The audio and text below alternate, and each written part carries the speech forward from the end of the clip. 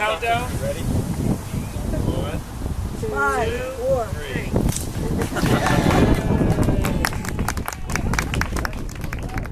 This project really beautifies the whole area and hopefully will promote additional density and more people living in this great area.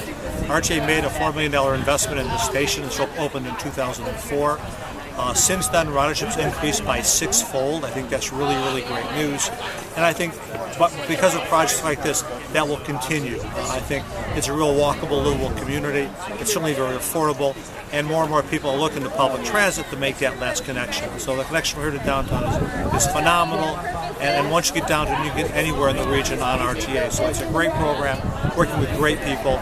And I think some great improvements for this area and the whole Cleveland region. This was RTA's first green station. We're doing more of that right now, which really fits in with this very well. So I have nothing to say but thanks. Again, what a great entryway to one of our front doors. Back door, I call it. I think it's more the front door. What a great development to encourage other people to live here and again, commute via RTA to all over Northeast Ohio, to the airport, and all over the world. What a great connection. And again, you people get it. And that's why we're here, and I love the work with you. Thank you. What a very successful project with Detroit Shoreway, and the whole group here was great to be here and do something for these guys. That's well worth the investment in the community. So we are a partner with those guys on many projects here in Detroit Shoreway, so another great project. Over at Battery Park right now, we've been over there for the last 12 years. We actually developed that from Eveready Battery that we own through Vintage, and then also is Temple & Bradley. We did that for Detroit Shoreway. We just recently finished that up. We have another building over on the corner of West 32nd and Detroit. It's going to be actually called the Edge 32 building. There's going to be apartments. It's the old bathhouse. We're going to demo the bathhouse.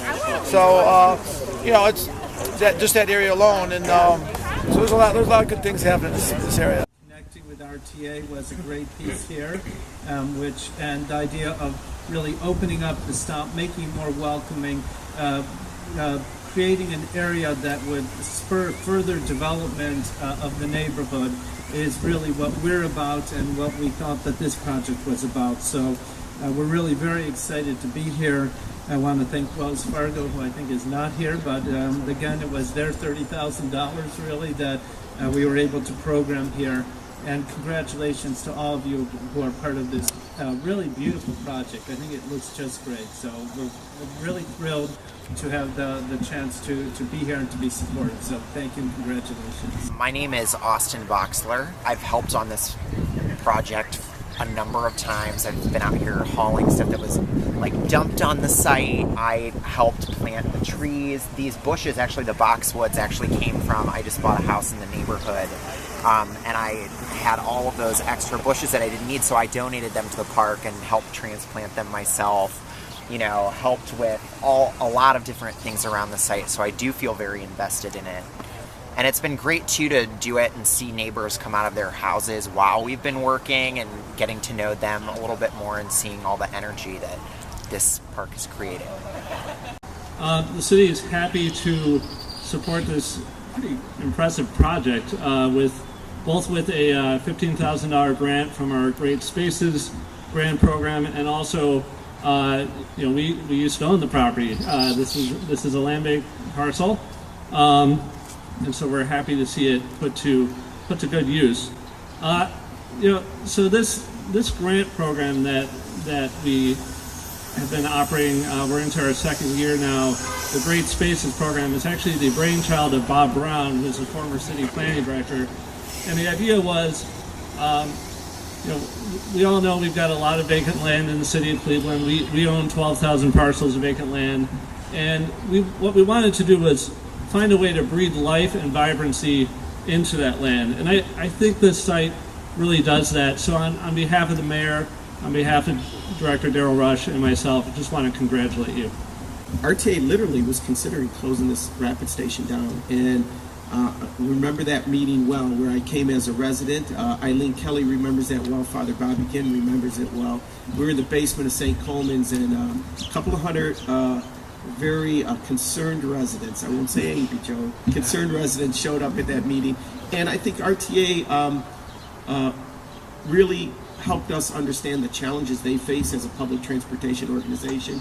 in this community. I'm so proud because they really stepped up. And at that time, the ridership was probably below 100.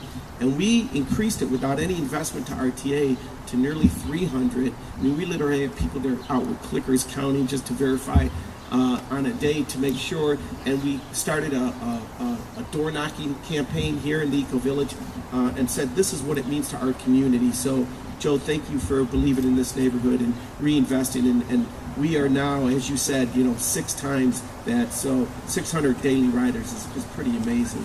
Margaret Armstead. I've been a resident of this street, actually, Madison, for 27 years. I've been part of this bridge, this Gateway Bridge. I have seeded, I have dig, I have planted. I watered, I washed it down, I painted. The people that show up are homeowners that are concerned about their community. They are concerned about the way things look, the way things really are in the neighborhood. And what's really inspiring to me and motivating to me is to see people that don't even live in the neighborhood come out to support this neighborhood and help us appreciate our neighborhood and help us to take responsibility for our neighborhood ourselves and be thankful for those that care enough to come out and help us as well. I love Detroit Shoreway neighborhood. I moved over here in 1987, and on my way from the housing project, Lakeview Terrace, that I moved from, and I'm like, I'm moving from there to here. It didn't look all that attractive in the beginning, but as the years has evolved, I really have seen EcoVillage open up. I became from a tenant to a homeowner to a business owner to a committee person in the neighborhood. I even went back to school and I'm a graduate. I now have a degree in urban studies, early childhood education, Cleveland State University. I have really grown the past 30 years. My life has really been impacted by my move to this neighborhood and the move to be involved and a parent and role model, a neighbor, just a caring person to care about where they live. It's about being involved. It's about doing. That's what neighborhood's about. I didn't know that. We can live in a neighborhood and never know what goes on around us, or just sit here and just look over here and wonder what goes on. But no. I was curious. So that's how you find out things, and you be involved. You go to block club meetings. Life is great over here in Detroit Shoreway neighborhood. My children, they don't want me to move, and I don't want to move. I mean, why would I move? I don't have a car note or a mortgage, and I'm sustainable.